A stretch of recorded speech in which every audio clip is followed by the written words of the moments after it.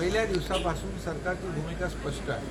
मराठा समाजाला टिकणारं कायद्याची चौकटीत बसणारं आरक्षण देत असताना ओबीसी समाजावर अन्याय न करता इतर कुठल्याही समाजावर अन्याय न करता मराठा समाजाला आरक्षण देण्याची भूमिका सरकारची काल होती, आज आहे आणि कायम आहे. त्यामुळे आता मागासवर्ग आयोगाने अहवाल सादर केलेला आहे.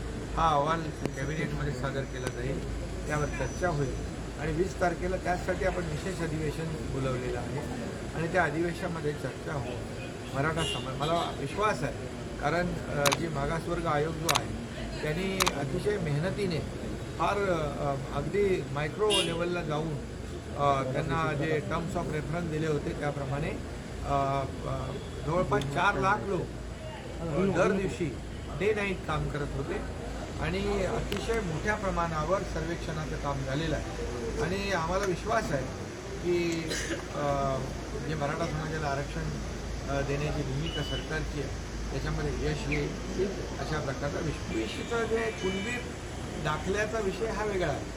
कुणबी ज्यांच्या नोंदी जो अधिकचा अगोदरचा कायदा आहे आणि ज्याच्या जुन्या नोंदी आहेत 1967 पूर्वीच्या नोंदी आहेत अशा लोकांना कुणबी दाखले देण्याच्या संदर्भात जस्टिस शिंदे समिती काम करते आणि हे जे आरक्षण आहे हे मराठा समाजाला जे आपलं रद्द झालेलं आरक्षण सुप्रीम कोर्टामध्ये त्या त्रुटी लक्षात घेऊन मागासवर्ग आयोगाने मराठा समाज कसा सोशली आणि एज्युकेशनली बॅकवर्ड आहे, मागास आहे, ही वस्तुस्थिती मला वाटतं त्या अहवालामध्ये असेल अशा प्रकारचा विश्वास आहे.